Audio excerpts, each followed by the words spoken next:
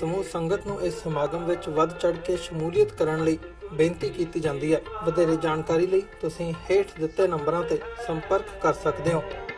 ਜੇ ਕੋ ਕਰੇ ਚਿਤ ਲਾਏ।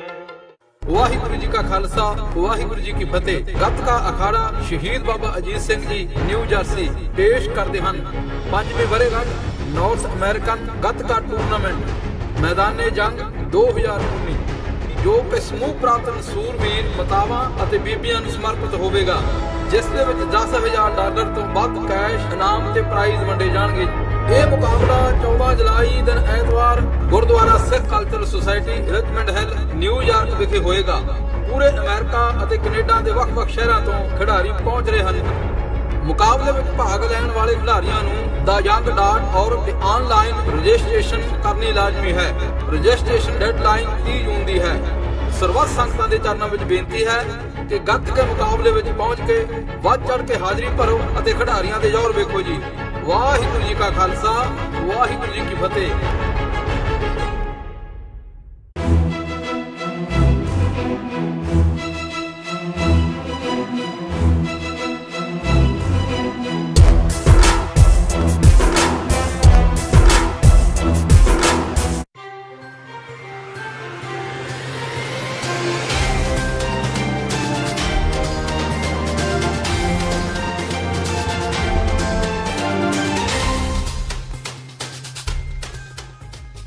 ਸਤਿ ਸ਼੍ਰੀ ਅਕਾਲ। ਟੀਵੀ 84 ਦੇਖ ਰਹੇ ਸਾਰੇ ਦਰਸ਼ਕਾਂ ਦਾ ਸਵਾਗਤ ਹੈ। ਮੈਂ ਹਰਪ੍ਰੀਤ ਕੌਰ ਤੇ ਬੁਲੇਟਿਨ ਦੀ ਸ਼ੁਰੂਆਤ ਕਰਦੇ ਹਾਂ ਹੈਡਲਾਈਨਸ ਦੇ ਨਾਲ। ਹਰਜੀਤ ਸਿੰਘ ਦੇ ਫਰਜ਼ੀ ਐਨਕਾਊਂਟਰ ਮਾਮਲੇ ਵਿੱਚ ਸੁਖਪਾਲ ਖਹਿਰਾ ਤੇ ਡਾਕਟਰ ਧਰਮਵੀਰ ਗਾਂਧੀ ਨੇ ਰਾਜਪਾਲ ਵੀਪੀ ਸਿੰਘ ਬਦਨੌਰ ਨਾਲ ਕੀਤੀ ਮੁਲਾਕਾਤ। ਕੈਪਟਨ ਸਰਕਾਰ ਤੇ ਲਗਾਏ ਦੋਸ਼। ਹਰਜੀਤ ਸਿੰਘ ਨੂੰ ਮਾਰਨ ਵਾਲੇ ਪੁਲਿਸ ਮੁਲਾਜ਼ਮਾਂ ਦੀ ਸਜ਼ਾ ਮਾਫੀ ਦੇ ਫੈਸਲੇ ਤੇ ਮੁੜ ਵਿਚਾਰ ਕਰਨ ਦੀ ਕੀਤੀ ਮੰਗ। ਜਸਵੰਤ ਸਿੰਘ ਖਾਲੜਾ ਦੇ ਅਗਵਾ ਤੇ ਗੁੰਮਸ਼ੁਦਗੀ ਮਾਮਲੇ ਵਿੱਚ ਸਾਬਕਾ ਡੀਐਸਪੀ ਜਸਪਾਲ ਸਿੰਘ ਦੀ ਪੈਰੋਲ ਰੁਕੀ। ਹਾਈ ਕੋਰਟ ਨੇ ਆਪਣੇ ਹੀ ਇਕਹਿਰੇ ਬੈਂਚ ਦੇ ਹੁਕਮਾਂ ਤੇ ਲਾਈ ਰੋਕ। ਕੇਸ ਦੀ ਅਗਲੀ ਸੁਣਵਾਈ 17 ਸਤੰਬਰ ਨੂੰ ਤੈਅ। ਫਿਲਮੀ ਅਦਾਕਾਰ ਤੇ ਭਾਜਪਾ ਆਗੂ ਧਰਮਿੰਦਰ ਨੇ ਭਗਵੰਤ ਮਾਨ ਦੀ ਕੀਤੀ ਤਾਰੀਫ। ਸਨੀ ਦਿਓਲ ਨੂੰ ਭਗਵੰਤ ਮਾਨ ਵਾਂਗ ਬਣਨ ਦੀ ਦਿੱਤੀ ਸਲਾਹ। ਮਾਨ ਨੂੰ ਕਿਹਾ, ਮੈਨੂੰ ਤੁਹਾਡੇ ਤੇ ਮਾਣ।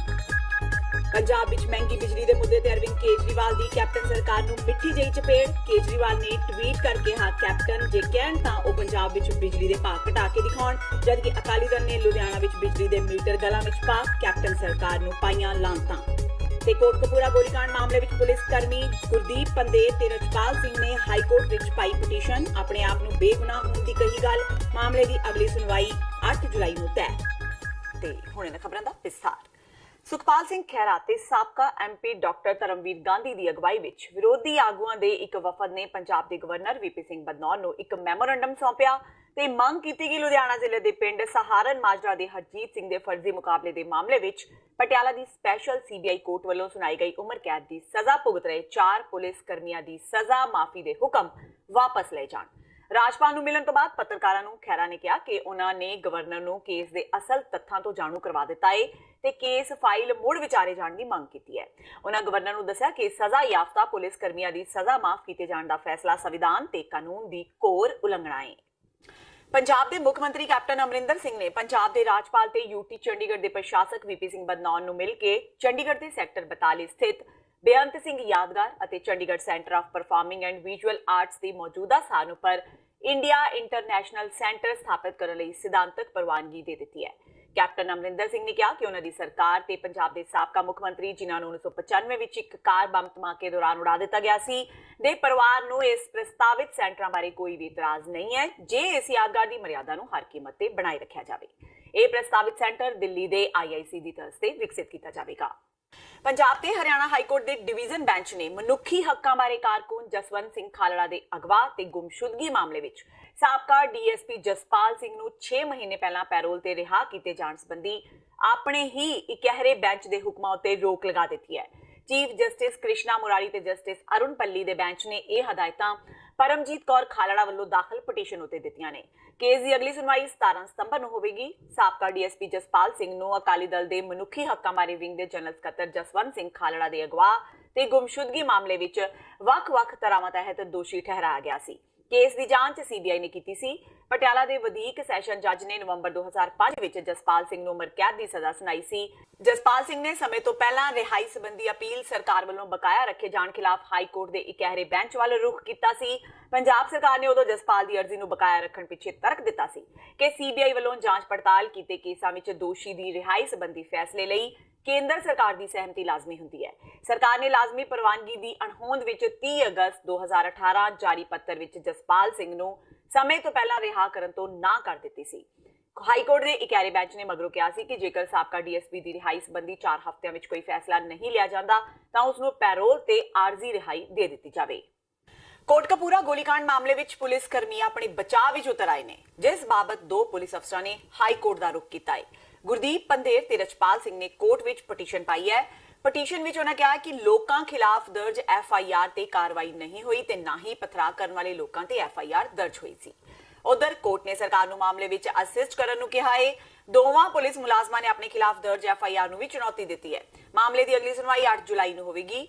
ਗੋਲੀकांड ਦੇ ਮੁਲਜ਼ਮ ਪੁਲਿਸ ਮੁਲਾਜ਼ਮਾਂ ਵੱਲੋਂ ਹਾਈ ਕੋਰਟ ਦਾ ਰੁਖ ਕੀਤਾ ਗਿਆ ਹੈ ਤਾਂ ਦੂਜੇ ਪਾਸੇ ਮੁਲਜ਼ਮ ਗੋਲੀकांड ਮਾਮਲੇ ਵਿੱਚ ਐਸਆਈਟੀ ਦੇ ਸਾਹਮਣੇ ਵੀ ਪੇਸ਼ ਹੋਏ। ਕੋਟਕਪੂਰਾ ਗੋਲੀकांड ਵਿੱਚ ਨਾਮਜ਼ਦ ਤਤਕਾਲੀ ਥਾਣਾ ਇੰਚਾਰਜ ਗੁਰਦੀਪ ਸਿੰਘ ਪੰਦੇਰ ਸਿੱਟ ਦੇ ਦਫ਼ਤਰ ਪਹੁੰਚੇ। ਉਹਨਾਂ ਮੁਤਾਬਕ ਹਾਈ ਕੋਰਟ ਤੋਂ ਮਿਲੀ ਅਗਾਊਂ ਜ਼ਮਾਨਤ ਦੇ ਦਸਤਾਵੇਜ਼ ਉਹਨਾਂ ਜਮ੍ਹਾਂ ਕਰਵਾ ਦਿੱਤੇ ਨੇ। ਦਰਅਸਲ ਗੁਰਪ੍ਰੀਤ ਪੰਦੇਰ ਨੂੰ ਫਰੀਦਕੋਟ ਦੀ ਅਦਾਲਤ ਵੱਲੋਂ ਅਗਾਊਂ ਜ਼ਮਾਨਤ ਨਹੀਂ ਮਿਲੀ ਸੀ। ਉਸ ਤੋਂ ਬਾਅਦ ਪੰਦੇਰ ਨੂੰ ਹਾਈ ਕੋਰਟ ਤੋਂ ਅਗਾਊਂ ਜ਼ਮਾਨਤ ਮਿਲ ਗਈ ਸੀ। ਸਿੱਟ ਦਫ਼ਤਰ ਪਹੁੰਚੇ ਗੁਰਪ੍ਰੀਤ ਪੰਦੇਰ ਗੋਲੀकांड ਮਾਮਲੇ ਵਿੱਚ ਪੁੱਛੇ ਗਏ ਸਵਾਲਾਂ ਤੋਂ ਬਚਦੇ ਨਜ਼ਰ ਆਏ। ਕਾਨੂੰਨ ਤੇ ਪੂਰਾ ਭਰੋਸਾ ਹੋਣ ਦਾ ਦਾਅਵਾ ਉਹਨਾਂ ਜ਼ਰੂਰ ਕੀਤਾ। ਗੁਰਪ੍ਰੀਤ ਪੰਦੇਰ ਮੁਤਾਬਕ ਉਹਨਾਂ ਵੱਲੋਂ ਸਿੱਟ ਨੂੰ ਅਪੀਲ ਕੀਤੀ ਗਈ ਹੈ ਕਿ ਮਾਮਲੇ ਵਿੱਚ ਜਲਦੀ ਉਹਨਾਂ ਨੂੰ ਵੀ ਜਾਂਚ ਵਿੱਚ ਸ਼ਾਮਿਲ ਕੀਤਾ ਜਾਵੇ।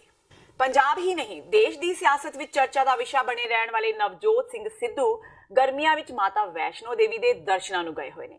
ਕੈਬਨਿਟ ਮੰਤਰੀ ਨਵਜੋਤ ਸਿੰਘ ਸਿੱਧੂ ਬਾਰੇ ਜਾਣਕਾਰੀ ਦਿੰਦਿਆਂ ਮੈਡਮ ਸਿੱਧੂ ਨੇ ਦੱਸਿਆ ਕਿ ਅੱਜਕੱਲ ਉਹ ਵੈਸ਼ਨੋ ਦੇਵੀ ਭਵਨ ਗਏ ਹੋਏ ਨੇ। ਉਹਨਾਂ ਦੱਸਿਆ ਕਿ ਸਿੱਧੂ ਇੱਕ ਧਾਰਮਿਕ ਵਿਅਕਤੀ ਨੇ ਤੇ ਜਦੋਂ ਵੀ ਉਹਨਾਂ ਨੂੰ ਸਮਾਂ ਮਿਲਦਾ ਹੈ ਤਾਂ ਉਹ ਪਾਠ ਪੂਜਾ ਕਰਦੇ ਨੇ। ਮੈਡਮ ਸਿੱਧੂ ਨੇ ਕਿਹਾ ਕਿ ਜਦੋਂ ਉਹਨਾਂ ਨੂੰ ਕੋਈ ਕੰਮ ਮਿਲਦਾ ਹੈ ਤਾਂ ਉਹ ਕੰਮ ਕਰਦੇ ਨੇ ਤੇ ਜਿਹੜਾ ਬਾਕੀ ਸਮਾਂ ਮਿਲਦਾ ਹੈ ਉਸ ਵਿੱਚ ਉਹ ਪਾਠ ਪੂਜਾ ਕਰਦੇ ਨੇ। ਇਸ ਦੇ ਨਾਲ ਹੀ ਉਹਨਾਂ ਕਿਹਾ ਕਿ ਸਿੱਧੂ ਪਰਿਵਾਰ ਲਈ ਰਾਜਨੀਤੀ ਇੱਕ ਸੇਵਾ ਹੈ। ਉਹਨਾਂ ਕਿਹਾ ਕਿ ਜਦੋਂ ਉਹਨਾਂ ਨੂੰ ਲੱਗੇਗਾ ਕਿ ਉਹਨਾਂ ਕੋਲੋਂ ਸੇਵਾ ਨਹੀਂ ਹੋ ਰਹੀ ਤਾਂ ਉਹ ਉਸੇ ਦਿਨ ਛੱਡ ਕੇ ਚਲੇ ਜਾਣਗੇ। ਦੱਸ ਦਈਏ ਕਿ ਕੁਝ ਦਿਨ ਪਹਿਲਾਂ ਅੰਮ੍ਰਿਤਸਰ ਦੇ ਚਮਰੰਗ ਰੋਡ ਤੇ 100 ਦੇ ਕਰੀਬ ਝੁੱਗੀਆਂ ਨੂੰ ਅੱਗ ਲੱਗਣ ਕਾਰਨ ਕਈ ਲੋਕ ਬੇਘਰ ਹੋ ਗਏ ਸਨ ਤੇ ਇਹਨਾਂ ਪੀੜਤ ਪਰਿਵਾਰਾਂ ਦਾ ਹਾਲ ਜਾਣਨ ਲਈ ਨਵਜੋਤ ਕੌਰ ਸਿੱਧੂ ਅੱਜ ਇੱਥੇ ਪਹੁੰਚੇ। ਸਾਰਾ ਟਾਈਮ ਇੱਥੇ ਅਸੀਂ ਵੈਸ਼ਨੋ ਦੇਵੀ ਹੈਗੇ ਆ, ਤੁਸੀਂ ਉਹਨਾਂ ਨੂੰ ਟੀਵੀ ਤੇ ਦੇਖ ਸਕਦੇ ਹੋ। ਉੱਥੇ ਬੈਠ ਕੇ ਆਪਣਾ ਪਾਠ ਪੂਜਾ ਕਰ ਰਹੇ ਆ। ਸ਼ੁਰੂ ਤੋਂ ਪਾਠ ਕਰਨ ਵਾਲਾ ਬੰਦਾ ਹੈ, ਕਦੇ ਆਪਣੇ ਪਾਠ ਪੂਜਾ 'ਚ ਲੱਗੇ ਰਹਿੰਦੇ। ਜਦੋਂ ਉਹਨਾਂ ਨੂੰ ਕੰਮ ਮਿਲਦਾ ਉਹ ਕੰਮ ਕਰਦੇ ਆ, ਜਿਹੜਾ ਬਾਕੀ ਟਾਈਮ ਹੈ ਹਮੇਸ਼ਾ ਪਾਠ ਕਰਦੇ ਆ। ਸੋ ਇੱਥੇ ਵੀ ਸੀ 3 ਦਿਨ ਇੱਥੇ ਵੀ ਆਏ ਸੀ, ਆਪਣੇ ਲੋਕਾਂ 'ਚ ਹੈਗੇ ਆ, ਉਹਨਾਂ ਨੂੰ ਧਿਆਨ ਹੈ ਆਪਣੀ ਕੌਨਸਟੀਟਿਊਐਂਸੀ ਦਾ। ਸੋ ਜਿੰਨਾ ਕੰਮ ਮਿਲਦਾ ਉਹਨੂੰ ਦੇਖਦੇ ਆ ਆਪਣਾ ਧਿਆਨ ਨਾਲ। ਤੁਸੀਂ ਜਿਵੇਂ ਰਾਹੁਲ ਗਾਂਧੀ ਨੂੰ ਉਹਦੇ ਛੱਡ ਦਿੱਤਾ, ਤੁਸੀਂ ਆਪਣੇ ਪੋਲੀਟੀਕਲ ਫਿਊਚਰ ਨੂੰ ਕਿਵੇਂ ਦੇਖ ਰਹੇ ਹੋ ਪਾਰਟੀ? ਮੈਂ ਕਦੇ ਆਪਣਾ ਪੋਲੀਟੀਕਲ ਫਿਊਚਰ ਬਾਰੇ ਸੋਚਿਆ ਹੀ ਨਹੀਂ। ਮੈਂ ਸਾਡੇ ਲਈ ਸਿੱਧੂ ਪਰਿਵਾਰ ਲਈ ਪੋਲੀਟਿਕਸ ਇੱਕ ਸੇਵਾ ਹੈ ਐਂਡ ਅਸੀਂ ਮੰਨਦੇ ਹਾਂ ਕਿ ਜਿੰਨਾ ਟਾਈਮ ਜਿੰਨਾ ਸਮੇਂ ਪਰਮਾਤਮਾ ਜਿਹੜੀ ਵੀ ਪੋਜੀਸ਼ਨ ਤੇ ਦਵੇ ਅਸੀਂ ਪੰਜਾਬ ਨੂੰ ਅਪਲਿਫਟ ਕਰਨ ਲਈ ਪੂਰੀ ਕੋਸ਼ਿਸ਼ ਕਰਾਂਗੇ। ਜਦੋਂ ਸਾਨੂੰ ਲੱਗਿਆ ਕਿ ਸਾਡੇ ਤੋਂ ਸੇਵਾ ਨਹੀਂ ਹੋ ਰਹੀ ਅਸੀਂ ਉਸੇ ਦਿਨ ਛੱਡ ਕੇ ਚਲੇ ਜਾਵਾਂਗੇ। ਸਿੱਧੂ ਪਰਿਵਾਰ ਦੀ ਬੜੀ ਨੇੜਤਾ ਸੀਗੀ ਗਾਂਧੀ ਪਰਿਵਾਰ ਨਾਲ, ਹੁਣ ਰਾਹੁਲ ਗਾਂਧੀ ਨੇ ਅਸਤੀਫਾ ਦਿੱਤਾ, ਤੁਸੀਂ ਕਿਸ ਤਰ੍ਹਾਂ ਮੰਨਦੇ ਹੋ? ਉਹਦੇ ਨਾਲ ਕੋਈ ਦੇਖੋ, ਉਹਨੇ ਇੱਕ ਪਾਰਟੀ ਪ੍ਰੈਜ਼ੀਡੈਂਟ ਤੋਂ ਅਸਤੀਫਾ ਦਿੱਤਾ, ਉਹਨੇ ਪਾਰਟੀ ਤੋਂ ਅਸਤੀਫਾ ਨਹੀਂ ਦਿੱਤਾ।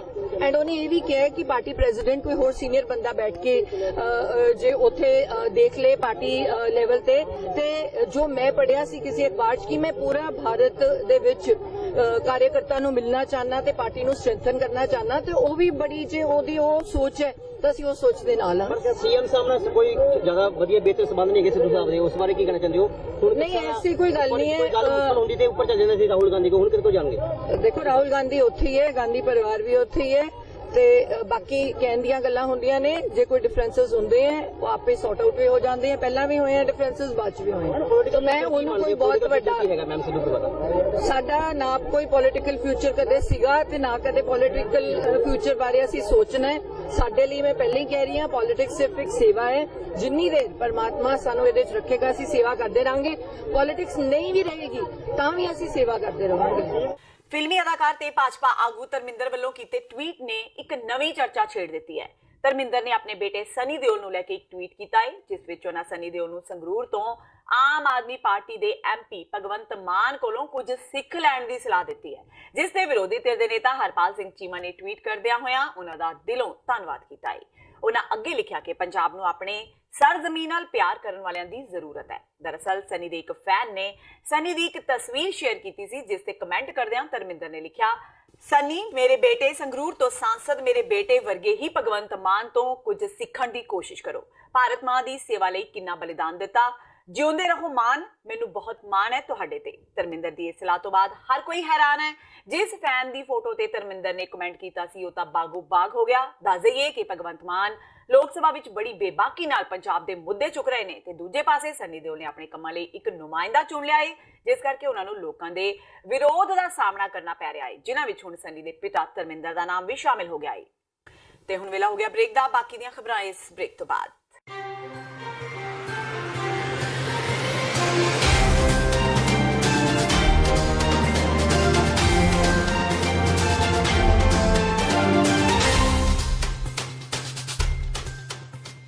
ਵਾਹਿਗੁਰੂ ਜੀ ਕਾ ਖਾਲਸਾ ਵਾਹਿਗੁਰੂ ਜੀ ਕੀ ਫਤਿਹ। ਗੱਤਕਾ ਅਖਾੜਾ ਸ਼ਹੀਦ ਬਾਬਾ ਅਜੀਤ ਸਿੰਘ ਜੀ ਨਿਊ ਜਰਸੀ ਪੇਸ਼ ਕਰਦੇ ਹਨ 5ਵੀਂ ਵਰ੍ਹੇਗੰਢ ਨਾਰਥ ਅਮਰੀਕਨ ਗੱਤਕਾ ਟੂਰਨਾਮੈਂਟ ਮੈਦਾਨੇ ਜੰਗ 2019, ਜੋ ਕਿ ਸਮੂਹ ਪ੍ਰਾਂਤਨ ਸੂਰਬੀਰ ਮਾਤਾਵਾਂ ਅਤੇ ਬੀਬੀਆਂ ਨੂੰ ਸਮਰਪਿਤ ਹੋਵੇਗਾ, ਜਿਸ ਦੇ ਵਿੱਚ $10,000 ਤੋਂ ਵੱਧ ਕੈਸ਼ ਇਨਾਮ ਤੇ ਪ੍ਰਾਈਜ਼ ਵੰਡੇ ਜਾਣਗੇ।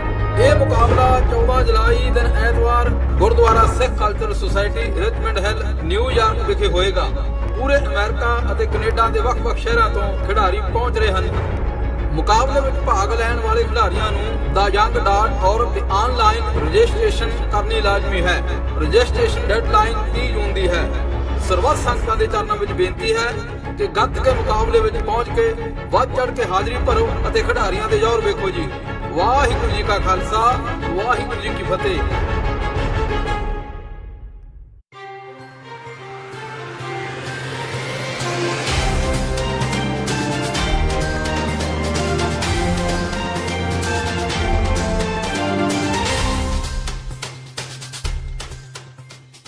ਬ੍ਰੇਕ ਤੋਂ ਬਾਅਦ ਟੀਵੀ 84 ਦੇ ਖਬਰਾਂ ਦੇ ਬੁਲੇਟਿਨ ਵਿੱਚ ਸਵਾਗਤ ਹੈ। ਵਧਦੇ ਹਾਂ ਅਗਲੀ ਖਬਰ ਵੱਲ। ਆਮ ਆਦਮੀ ਪਾਰਟੀ ਦੇ ਕੌਮੀ ਕਨਵੀਨਰ ਤੇ ਦਿੱਲੀ ਦੇ ਮੁੱਖ ਮੰਤਰੀ ਅਰਵਿੰਦ ਕੇਜਰੀਵਾਲ ਨੇ ਆਪਣੇ ਪੰਜਾਬੀ ਹਮਰੁਤਬਾ ਕੈਪਟਨ ਅਮਰਿੰਦਰ ਸਿੰਘ ਲਈ ਇੱਕ ਅਜੀਬ ਸਥਿਤੀ ਪੈਦਾ ਕਰ ਦਿੱਤੀ ਹੈ। ਦਰਅਸਲ ਕੇਜਰੀਵਾਲ ਨੇ ਟਵੀਟ ਕਰ ਕੈਪਟਨ ਸਰਕਾਰ ਨੂੰ ਪੇਸ਼ਕਸ਼ ਕੀਤੀ ਹੈ ਕਿ ਉਹ ਪੰਜਾਬ ਵਿੱਚ ਬਿਜਲੀ ਦੀਆਂ ਦਰਾਂ ਘਟਾਉਣ ਵਿੱਚ ਮਦਦ ਕਰ ਸਕਦੇ ਨੇ। ਕੇਜਰੀਵਾਲ ਨੇ ਕਿਹਾ ਕਿ ਪੰਜਾਬ ਵਿੱਚ ਬਿਜਲੀ ਦੇ ਭਾਅ ਬੇਹੱਦ ਵੱਧ ਨੇ। ਜੇਕਰ ਪੰਜਾਬ ਸਰਕਾਰ ਚਾਹੇ ਤਾਂ ਉਹਨਾਂ ਦੀ ਮਦਦ ਕਰਨ ਵਿੱਚ ਖੁਸ਼ੀ ਹੋਵੇਗੀ ਕਿ ਦਿੱਲੀ ਵਾਂਗ ਪੰਜਾਬ ਵਿੱਚ ਵੀ ਸਸਤੀ ਬਿਜਲੀ ਵਾਲਾ ਮਾਡਲ ਸਥਾਪਿਤ ਕੀਤਾ ਜਾ ਸਕੇ। ਕੇਜਰੀਵਾਲ ਦਾ ਇਹ ਬਿਆਨ ਕਾਂਗਰਸੀ ਲੀਡਰ ਪ੍ਰਤਾਪ ਸਿੰਘ ਬਾਜਵਾ ਵੱਲੋਂ ਦਿੱਲੀ ਸਰਕਾਰ ਦੀ ਬਿਜਲੀ ਮਾਮਲੇ ਵਿੱਚ ਕੀਤੀ ਤਾਰੀਫ ਤੋਂ ਬਾਅਦ ਆਇਆ ਹੈ। ਤੇ ਸਿੱਧੂ ਨੂੰ ਮੈਂ ਅਪੀਲ ਕਰੂੰਗਾ, ਨਵਜੋਤ ਸਿੰਘ ਸਿੱਧੂ ਉਹਨਾਂ ਨੂੰ, ਕਿ ਸਾਰਾ ਪੰਜਾਬ ਬਹੁਤ ਵੱਡੇ ਕ੍ਰਾਈਸਿਸ ਜਾ ਰਿਹਾ, ਬਿਜਲੀ ਦਾ ਬਹੁਤ ਵੱਡਾ ਸੰਕਟ ਹੈ। ਤੁਹਾਡੇ ਕੋਲ ਬਿਜਲੀ ਦਾ ਮਹਿਕਮਾ ਬਹੁਤ ਅਹਿਮ ਮਹਿਕਮਾ, ਵੱਡੇ ਪੈਮਾਨੇ ਤੇ ਘਰਾਂ ਦੇ ਬਿੱਲ ਆ ਰਹੇ ਨੇ, ਉਹਦੇ ਵਿੱਚ ਵੇਖੋ ਕਿਸ ਤਰ੍ਹਾਂ ਲਾਈਨ ਲਾਸਸ ਘਟ ਸਕਦੇ ਨੇ, ਕਿਸ ਤਰ੍ਹਾਂ ਬਿਜਲੀ ਦੇ ਰੇਟ ਘਟ ਸਕਦੇ ਨੇ। ਦਿੱਲੀ ਦੀ ਸਰਕਾਰ ਕੋਈ ਗੱਲ ਸਿੱਖ ਲੈਣ। ਕੋਈ ਦਿੱਲੀ ਦੀ ਗਵਰਨਮੈਂਟ ਜਿਹੜੀ ਹੈ, ਇਹਨਾਂ ਕੋ ਕੋਈ ਆਪਣੀ ਕੈਪੈਸਿਟੀ ਹੈ ਨਹੀਂ ਜਨਰੇਟ ਕਰਨ ਦੀ ਬਿਜਲੀ। ਪੰਜਾਬ ਕੋ ਤਾਂ ਇੰਨਾ ਕੁਝ ਆਪਣਾ, ਸਾਡੇ ਕੋਲ ਤੇ ਆਪਣੇ ਹਾਈਡਲ ਪ੍ਰੋਜੈਕਟ ਹੈ ਨੇ ਭਾਖੜਾ ਦੇ ਵਿੱਚੋਂ ਇੰਨੀ ਸਾਰੀ ਬਿਜਲੀ ਆਂਦੀ ਹੈ ਜਿਹੜੀ ਅੱਜ ਦੇ ਦਿਨ 57 ਪੈਸੇ ਪਰ ਯੂਨਿਟ ਹੈ। ਦਿੱਲੀ ਕੋ ਤਾਂ ਕੋਈ ਇਹੋ ਜਿਹਾ ਸਿਸਟਮ ਹੈ ਨਹੀਂ। ਜੇ ਬਿਜਲੀ ਦਿੱਲੀ ਦੇ ਵਿੱਚ ਸਾਰੇ ਹਿੰਦੁਸਤਾਨ ਦੇ ਨਾਲੋਂ ਕਾਫੀ ਹੱਦ ਤੱਕ ਘੱਟ ਹੈ ਤਾਂ ਪੰਜਾਬ ਦੇ ਵਿੱਚ ਵੀ ਐਫਰਟ ਕਰਨਾ ਚਾਹੀਦਾ। ਉਧਰ ਪੰਜਾਬ ਵਿੱਚ ਮਹਿੰਗੀ ਬਿਜਲੀ ਨੂੰ ਲੈ ਕੇ ਕਾਰੋਬਾਰੀਆਂ ਤੇ ਯੂਥ ਅਕਾਲੀ ਦਲ ਵੱਲੋਂ ਲੁਧਿਆਣਾ ਦੇ ਰੇਲਵੇ ਸਟੇਸ਼ਨ ਦੇ ਨੇੜੇ ਅਨੋਖੀ ਤਰ੍ਹਾਂ ਦੇ ਮੁਜ਼ਾਹਰੇ ਕੀਤੇ ਗਏ। ਅਕਾਲੀ ਵਰਕਰਾਂ ਵੱਲੋਂ ਆਪਣੇ ਗਲਾਂ ਵਿੱਚ ਮੀਟਰ ਪਾਏ ਗਏ ਤੇ ਪੱਖੀਆਂ ਵੀ ਝੱਲੀਆਂ ਗਈਆਂ। ਮੁਜ਼ਾਹਰਾਕਾਰੀਆਂ ਨੇ ਕਿਹਾ ਕਿ ਪੰਜਾਬ ਵਿੱਚ ਸਭ ਤੋਂ ਵੱਧ ਬਿਜਲੀ ਦੀਆਂ ਦਰਾਂ ਵਸੂਲੀਆਂ ਜਾ ਰਹੀਆਂ ਨੇ। ਇਸ ਬਾਰੇ ਬੋਲਦਿਆਂ ਯੂਥ ਅਕਾਲੀ ਦਲ ਦੇ ਜ਼ਿਲ੍ਹਾ ਪ੍ਰਧਾਨ ਗੁਰਦੀਪ ਸਿੰਘ ਗੋਸ਼ਾ ਨੇ ਕਿਹਾ ਕਿ ਪੰਜਾਬ ਸਰਕਾਰ ਹਰ ਖੇਤਰ ਵਿੱਚ ਫੇਲ ਹੋਈ ਹੈ। ਪ੍ਰਦਰਸ਼ਨਕਾਰੀਆਂ ਨੇ ਕਿਹਾ ਕਿ ਪੰਜਾਬ ਵਿੱਚ ਸਭ ਤੋਂ ਵੱਧ ਬਿਜਲੀ ਦੀਆਂ ਦਰਾਂ ਨੇ, ਜਦਕਿ ਕੈਪਟਨ ਅਮਰਿੰਦਰ ਸਿੰਘ ਤੇ ਨਵਜੋਤ ਸਿੰਘ ਸਿੱਧੂ ਆਪਸ ਵਿੱਚ ਹੀ ਲੜਨ ਲੱਗੇ ਹੋਏ ਨੇ। ਉਹਨਾਂ ਕਿਹਾ ਕਿ ਜਿੱਥੇ ਕਿਸਾਨਾਂ ਵੱਲੋਂ ਬਿਜਲੀ ਦਰਾਂ ਦੇ ਵਾਧੇ ਲਈ ਸਰਕਾਰ ਖਿਲਾਫ ਪ੍ਰਦਰਸ਼ਨ ਕੀਤਾ ਜਾ ਰਿਹਾ ਹੈ, ਉੱਥੇ ਹੀ ਵਿਰੋਧੀ ਪਾਰਟੀਆਂ ਵੀ ਲਗਾਤਾਰ ਇਸ ਮੁੱਦੇ ਨੂੰ ਲੈ ਕੇ ਸੂਬਾ ਸਰਕਾਰ ਨੂੰ ਘੇਰ ਰਹੀਆਂ ਨੇ।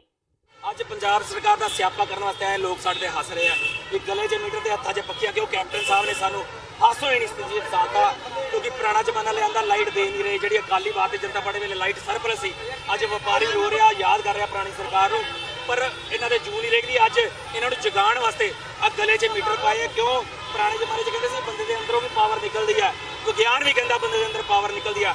ਤੇ ਅਸੀਂ ਕਿਹਾ ਵੀ ਕੈਪਟਨ ਸਾਹਿਬ ਦੇ ਖਜ਼ਾਨੇ ਖਾਲੀ ਆ, ਕਿ ਸ਼ਾਇਦ ਸਾਡੇ ਵੀ ਮੀਟਰ ਬੰਦੇ ਤੇ ਲਗਾ ਦਿੱਤਾ ਜਾਵੇ ਤਾਂ ਜੋ ਇਹ ਇਹਨਾਂ ਦੇ ਖਜ਼ਾਨੇ ਭਰ ਸਕਣ। ਸਿੱਧੂ ਸਾਹਿਬ ਮਹਿਕਮਾ ਸੰਭਾਲਣ ਨੂੰ ਤਿਆਰ ਨਹੀਂ, ਅਸਤੀਫਾ ਦੇਣ ਨੂੰ ਤਿਆਰ ਨਹੀਂ। ਇਹਨਾਂ ਨੂੰ ਆਪਣੀਆਂ ਮੁੱਖ ਮੰਤਰੀ ਦੀਆਂ ਕੁਰਸੀਆਂ ਚਾਹੀਦੀਆਂ। ਕੈਪਟਨ ਸਾਹਿਬ ਆਨੰਦ ਮਾਣ ਰਿਹਾ, ਉਹਨਾਂ ਦਾ ਸਿਆਪਾ ਕਰਨ ਵਾਸਤੇ ਇਕੱਠੇ ਆ।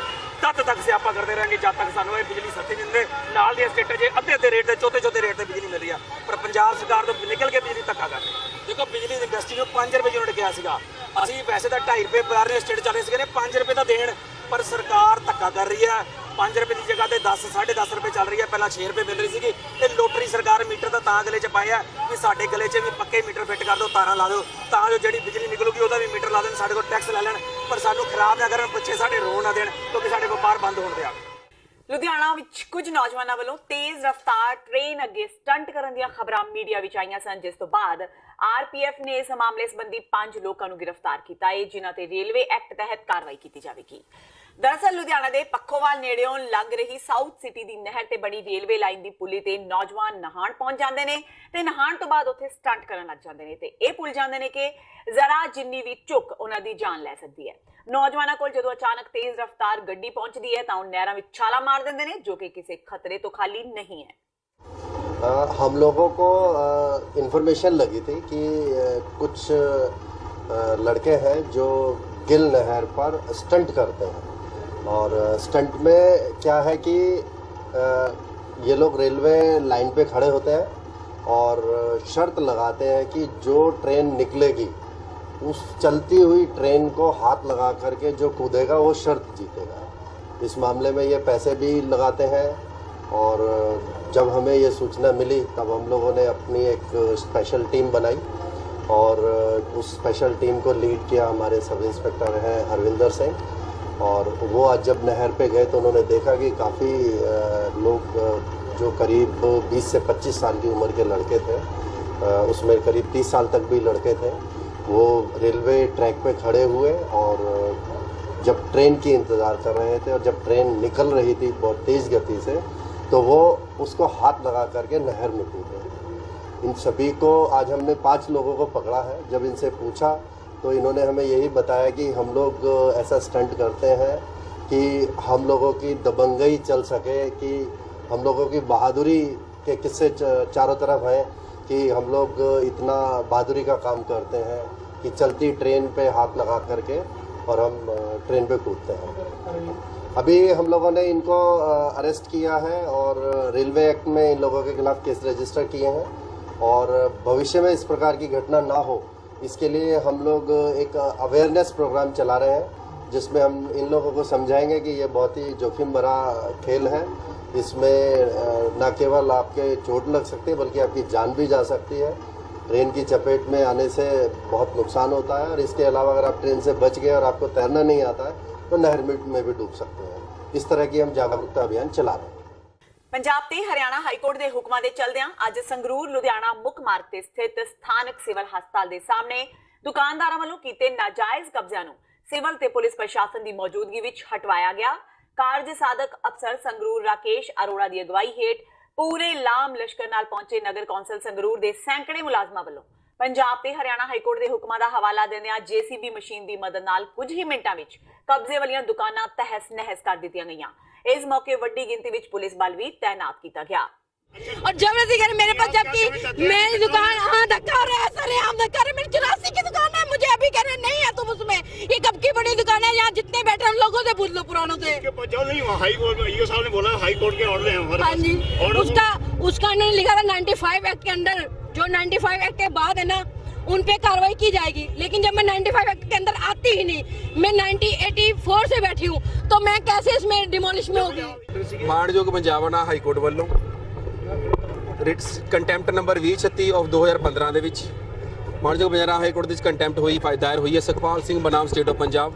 ਮਾਨਯੋਗ ਪੰਜਾਬ ਹਾਈ ਕੋਰਟ ਵੱਲੋਂ ਇਹ ਹੁਕਮ ਜਾਰੀ ਹੋਏ ਨੇ, ਡਾਇਰੈਕਸ਼ਨ ਜਾਰੀ ਹੋਏ ਨੇ ਵੀ ਜਿਹੜੇ ਨਜਾਇਜ਼ ਕਾਬਜ਼ਕਾਰ ਧੂਰੀ ਰੋਡ ਤੇ ਜਿਨ੍ਹਾਂ ਨੇ ਨਜਾਇਜ਼ ਕਬਜ਼ਾ ਕੀਤਾ ਹੋਇਆ ਜਾਂ ਜਿਨ੍ਹਾਂ ਨੇ ਹੂਡਾ ਐਕਟ 195 ਦੀ ਉਲੰਘਣਾ ਕੀਤੀ ਹੋਈ ਹੈ, ਵਾਇਲੇਸ਼ਨ ਕੀਤੀ ਹੋਈ ਹੈ, ਇਹਨਾਂ ਦੇ ਵਿਰੁੱਧ ਕਾਰਵਾਈ ਕੀਤੀ ਜਾਵੇ। ਇਹਨਾਂ ਦੇ ਵਿਰੁੱਧ ਕਾਰਵਾਈ ਕਰਦੇ ਹੋਏ ਇਹਨਾਂ ਦੀ ਢਾਣ ਦੀ ਕਾਰਵਾਈ ਕੀਤੀ ਜਾਵੇ। ਠੀਕ ਹੈ ਜੀ। ਮਾਣਯੋਗ ਹਾਈ ਕੋਰਟ ਦੇ ਵਿੱਚ 2 ਅਪ੍ਰੈਲ ਨੂੰ ਮਾਣਯੋਗ ਹਾਈ ਕੋਰਟ ਦੇ ਜੱਜ ਸਾਹਿਬ ਨੇ ਹੁਕਮ ਕਰਿਆ ਵੀ 22 ਜੁਲਾਈ ਤੋਂ ਪਹਿਲਾਂ ਜਿਹੜੀ ਹੈਗੀ ਹੈ ਹੁਕਮਾਂ ਦੀ ਕੰਪਲਾਈਂਸ ਕਰਕੇ ਸਾਨੂੰ ਕੰਪਲਾਈਂਸ ਰਿਪੋਰਟ ਦਿੱਤੀ ਜਾਵੇ ਇਹਨਾਂ ਦੇ ਢਾਣ ਦੀ ਕਾਰਵਾਈ।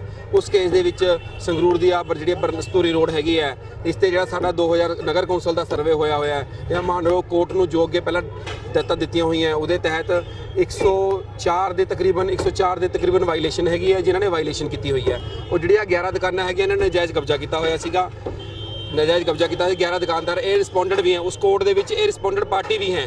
ਪਿਛਲੇ 2 ਅਪ੍ਰੈਲ ਨੂੰ ਇਹਨਾਂ ਵਿੱਚੋਂ ਕਈ ਰਿਸਪੋਂਡੈਂਟ ਮਾਣਯੋਗ ਕੋਰਟ 'ਚ ਅਦਾਲਤ 'ਚ ਪੇਸ਼ ਹੋਏ ਸੀ ਤੇ ਕੋਰਟ ਤੋਂ ਸਮਾਂ ਮੰਗਿਆ ਸੀਗਾ, ਪਰ ਕੋਰਟ ਨੇ ਉਹਨਾਂ ਨੂੰ ਕੋਈ ਸਮਾਂ ਨਹੀਂ ਕੀਤਾ।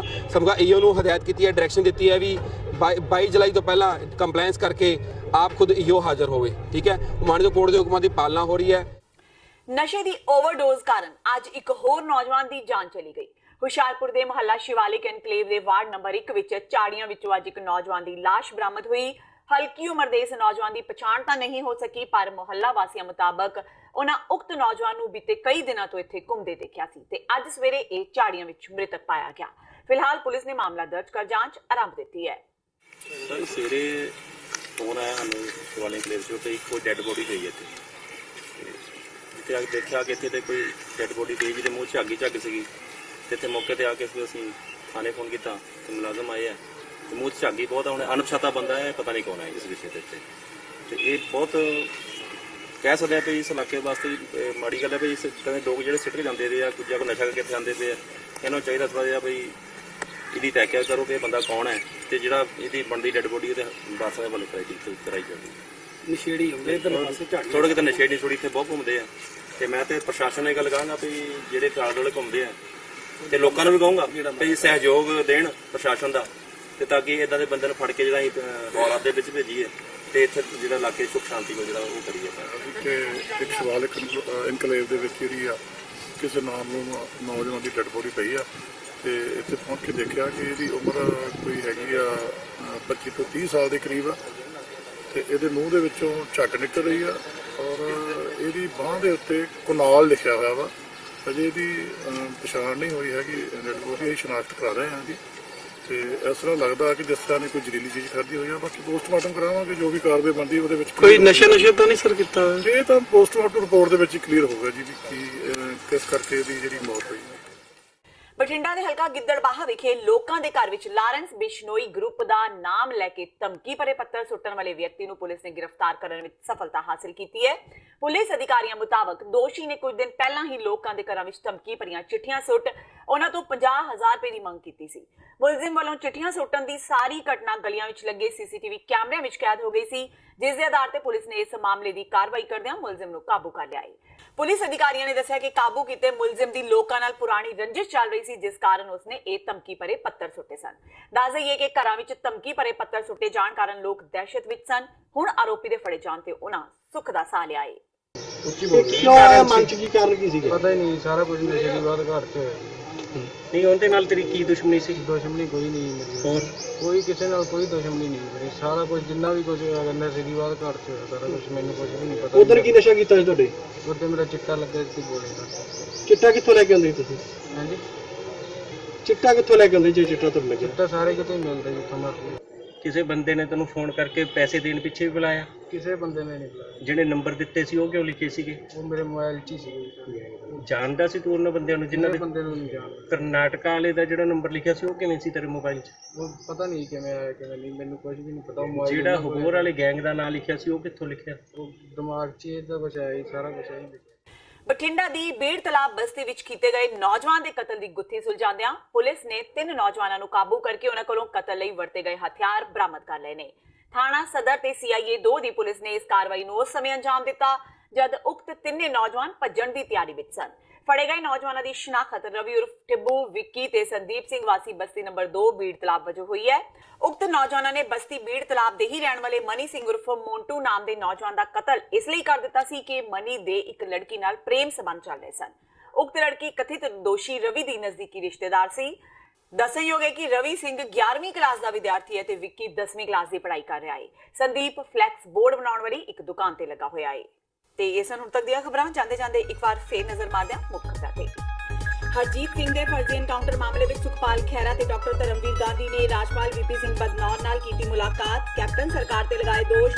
ਹਰਜੀਤ ਸਿੰਘ ਨੂੰ ਮਾਰਨ ਵਾਲੇ ਪੁਲਿਸ ਮੁਲਾਜ਼ਮਾਂ ਦੀ ਸਜ਼ਾ ਮਾਫੀ ਦੇ ਫੈਸਲੇ ਤੇ ਮੁੜ ਵਿਚਾਰ ਕਰਨ ਦੀ ਕੀਤੀ ਮੰਗ। ਜਸਵੰਤ ਸਿੰਘ ਖਾਲੜਾ ਦੇ ਅਗਵਾ ਤੇ ਗੁੰਮਸ਼ੁਦਗੀ ਮਾਮਲੇ ਵਿੱਚ ਸਾਬਕਾ ਡੀਐਸਪੀ ਜਸਪਾਲ ਸਿੰਘ ਦੀ ਪੈਰੋਲ ਰੁਕੀ। ਹਾਈ ਕੋਰਟ ਨੇ ਆਪਣੇ ਹੀ ਇਕਹਿਰੇ ਬੈਂਚ ਦੇ ਹੁਕਮਾਂ ਤੇ ਲਾਈ ਰੋਕ। ਕੇਸ ਦੀ ਅਗਲੀ ਸੁਣਵਾਈ 17 ਸਤੰਬਰ ਨੂੰ ਤੈਅ।